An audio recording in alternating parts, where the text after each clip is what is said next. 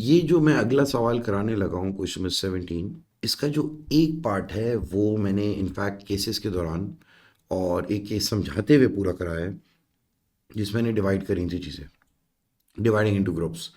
Case 9। बात ये है कि ये एक पर्टिकुलर सवाल मुझे जेन्युइनली पसंद भी है, और इसका जो पार्ट सी है वो आई एम श्योर कि केसेस में पढ़ने के बाद भी आप लोगों को दोबारा से भी इशू आ सकता है। कोई ऐसा जिसमें मसला नहीं है। इस सवाल पे चलते हैं, लेकिन इसकी जो पहले की दो पार्ट्स हैं वो भी मैं पहले दिखाई देता हूँ, so that you may know कि अगर ये लोग कभी कोई मुश्किल सवाल दे भी देते हैं, जैसे कि ये पूरा सवाल है 4 3 7 7 5 12 नंबर का। 5 नंबर वाला पार्ट से मुश्किल है, बाकी जो है 4 नंबर बड़े आराम से आप स्कोर कर सकते हैं। चलो अब ज़रा सवाल देखते हैं। Part A. In a sweet shop 5 identical packets of toffee, 4 identical packets of fruit gums, 9 identical packets of chocolates are arranged in a shelf. भाई 5 टॉफ़ी हो गई, 4 fruit gums and 9 packets of chocolates are arranged. सिर्फ arrangement की बात हो रही है। 4 5 9 identical है, याद रखना। Find the number of different arrangements that there are possible if the packets of chocolates are all kept together. सारी चॉकलेट साथ हैं, 9 की 9। चलो यार एक काम करते हैं ना हम लोग, बड़े आराम से पहले 9 की 9 चॉकलेट्स तो रखें। 1 2 3 4 5 6 7 8 9, ये हो गई मेरी चॉकलेट्स। अब बात ये आइडेंटिकल है ना, तो 9 फैक्टोरियल अपॉन 9 फैक्टोरियल लिखने की वैसे ज़रूरत नहीं होती है, बट फिर भी लिख दिया। अब मेरे पास 4 फ्रूट गम्स हैं और मेरे पास 5 टॉफ़ीज़ हैं। 1 2 3 4 5। मेरे पास टोटल यूनिट्स कितने हो गए चेक करते हैं हम लोग। यूनिट्स हो गए 1 2 3 4 5 6 7 8 9 10। 10 यूनिट्स हो गए हमारे पास। और इन 10 यूनिट्स में हमारे पास 4 पैकेट्स ऑफ फ्रूट गम है जो कि आइडेंटिकल हैं, और 5 टॉफ़ीज़ हैं जो आइडेंटिकल्स हैं। और ये जो चॉकलेट्स हैं ये तो 9 फैक्टोरियल अपॉन 9 फैक्टोरियल, लिखो ना लिखो फ़र्क नहीं पड़ता, लेकिन कॉन्सेप्चुअली वाली चीज़ आती है। तो भाई 10 factorial divided by 24 divide by 120, तो मेरा आंसर आ जाएगा 1260। पहला पार्ट 2 नंबर फ्री के। Second part, Jessica buys 8 different packets of biscuits. She then chooses 4 of these packets. Choice है, selection है, 8 पैकेट में से। How many different choices are possible if the order in which Jessica chooses the 4 packets is taken into account? भाई order, ये वही वाली कहानी हो गई एस्ट्रोनॉट्स वाली, ऑर्डर इंपॉर्टेंट है। तो भाई पहली बात तो ये 8 में से 4 चूज करें, 8C4। और भाई उनका ऑर्डर भी इंपॉर्टेंट है, तो इंटू 4 फैक्टोरियल। तो ये क्या हो जाएगा, 8C4 इंटू 4 फैक्टोरियल 1680। आप 8 4 भी लिख सकते थे, या आप इसे 8C1 7C1 6C1 5C1 भी लिख सकते थे। फिर ये हो गया हमारा पहला पार्ट। इसका सेकंड पार्ट ज़रा देखते हैं, सेकंड पार्ट में क्या हो रहा है भाई। The 8 packets include 1 packet of chocolate biscuit and 1 packet of custard cream. भाई दो खास दे दिए भाई, एक है चॉकलेट और एक है कस्टर्ड क्रीम। चलो जी आगे। How many different choices are possible if the order in which Jessica chooses the 4 packets is taken into account and the packet of chocolate biscuit and the packet of custard creams are both chosen. भाई दोनों तो हैं ही ना, select हो गए। Specific item हमारे अगर select हो गए हैं तो हम लोग क्या कह देंगे, 1C1 इंटू 1C1। भाई जेसिका के पास टोटल थे 8 पैकेट, 2 पैकेट तो इसने चूज कर ही लिए।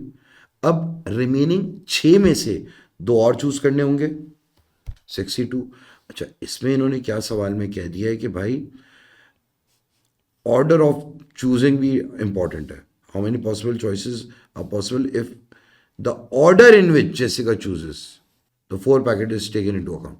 अभी इसका ऑर्डर भी इंपॉर्टेंट है ना, तो भाई टोटल हैं तो 4 पैकेट्स ना, तो आप इसे मल्टीप्लाई कर दोगे किससे, 4 फैक्टोरियल, 6c2 इंटू 4 फैक्टोरियल, तो ये आ गया बेटा आपके पास सीधा सीधा 360।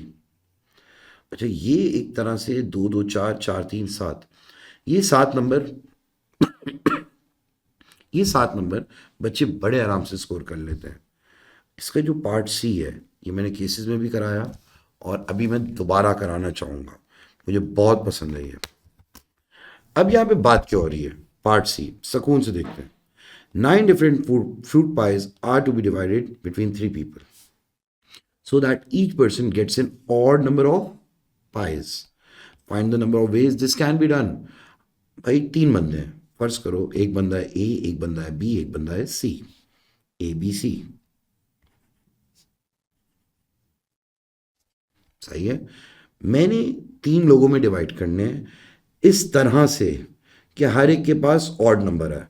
सबसे अच्छा डिवीजन इंसाफ, 3 3 3। अब बात यह है कि अगर फर्ज करो मैंने 9 में से 3 ए को दे दिए, बी के लिए कितने बचे 6, 6 में से 3 बी को दे दिए, सी के लिए कितने बचे 3, 3 में से 3 सी को दे दिए, तो ये तो हमारे पास आ गया 9c3 इंटू 6c3, तो आ जाता है 1680।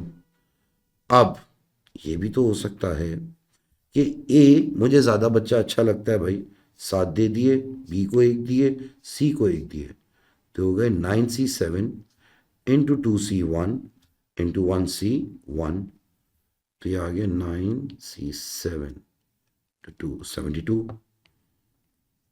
भाई मैं तो फेवरेटिज्म कर नहीं सकता, टीचर आदमी हूँ, तो मैं ऐसे नहीं कर सकता कि ए को 7 दे दूँ। मुझे ये भी हो सकता है कि ए को 1 दूँ, बी को 7 दूँ, सी को 1 दूँ, तो ये क्या हो जाएगा 9c1 into 8c7 into 1c1, ये भी क्या आ जाएगा 72। फिर ऐसा भी हो सकता है कि भाई मैंने 1 दिया ए को, 1 दिया बी को, 7 दिए सी को, तो ये क्या हो गया 9c1 8 बचे, 8c1 इंटू 7c7, ये भी क्या आएगा 72। बात यह है कि मैं डिवाइड कर रहा हूं, इन तीनों का आंसर सेम आ रहा है, ठीक है। मैं अगर चाहता तो मैं इसे ऐसे नहीं लिख देता भाई, एक ही बार डिवीजन करता, क्या 7 1 1, और मैं इसे लिख देता क्या 9c7 into 2c1 into 1c1। भाई 711 कितने तरीके से लिखा जा सकता है, 3 फैक्टोरियल अपॉन 2 फैक्टोरियल। लिखा क्या जा सकता है कि मैं अगर इनको 3 216 तरीके हो गए। भाई जरूरी तो नहीं है ना कि मैं 711 करूं, 117 भी हो सकता है, 171 भी हो सकता है। तो अलग अलग करने के बजाय अगर मैं डायरेक्टली ये कर देता, ज़्यादा आसान रहता। सिमिलरली एक और बात है, भाई ए को 1 दिया, बी को 3 दिए, और फिर 5 दे दी सी को, 135।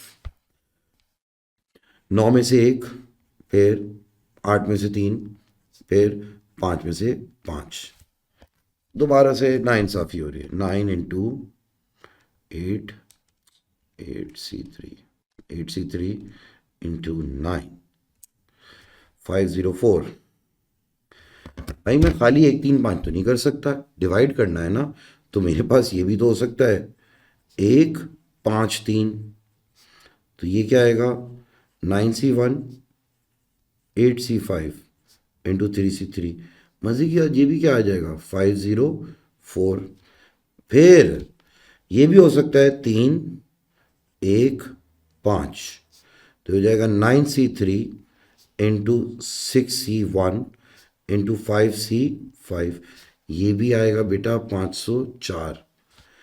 और ये भी हो सकता है 3 5 1, 9c3 6c5 इंटू 1c1, ये भी आएगा 504। फिर ये भी तो हो सकता है 5 1 3, 9C5 भाई 5 निकाल दिए, कितने बचे हमारे पास? 4, 4 में से एक 4C1 3C3, ये भी आएगा 504, और 5 3 1, तो आ जाएगा 9C5 into 4C3 into 1C1, ये भी आएगा 504। अब ये 6 बार अलग अलग डिवीजन करने के बजाय अगर मैं एक ही बारी में अक्लमंदी में लिख देता कि भाई देखो, अगर मैंने 9 पाइस को डिवाइड करना है 3 लोगों में और नंबर वाइज 1 3 5, तो ये 1 3 5 भी हो सकता है, 1 5 3 भी, यानी कि 3 फैक्टोरियल वेज से 1 3 5 अरेंज हो सकता है, तीनों डिस्टिंक्ट है। तो मैं पता है क्या कर रहा होता, अक्लमंदी क्या होती, 9C1 8C3 5C5 multiply by 3 factorial direct, तो ये हमारे पास क्या आ जाएगा 3024। अक्लमंदी ये होती कि मैं ये डायरेक्टली करता, लेकिन आप लोगों को अगर किसी को डायरेक्टली ना समझ आए, इसीलिए मैंने पूरा खोल खोल के भी कर दिया है। सही है। अब आप में से कोई बच्चा अगर ये पूरी चीज़ समझ चुका है, तो मैं अगर आसान अल्फाज में कैम्ब्रिज की अगर मैं वर्किंग कर रहा होता खुद पर्सनली, तो मैं इसको किस तरह से करता, मैं वो दिखा देता हूँ आपको, क्योंकि मैंने पूरी लॉजिक बता दी है क्या आया कहाँ से। मैं क्या कर रहा होता, 3 3 3 और 7 1 1 और 1 3 5, भाई 9C3 into 6C3 into 3C3, भाई ये तो लिखने का एक ही तरीका है, मैंने इसलिए कर दिया 3 factorial upon 3 factorial. 7 1 1 9C7 2C1 1C1, लेकिन ये लिखने के 3 फैक्टोरियल अपॉन 2 फैक्टोरियल वेज है। और फिर 1 3 5 9C1 8C3 5C5, और ये लिखने के 3 फैक्टोरियल वेज हैं।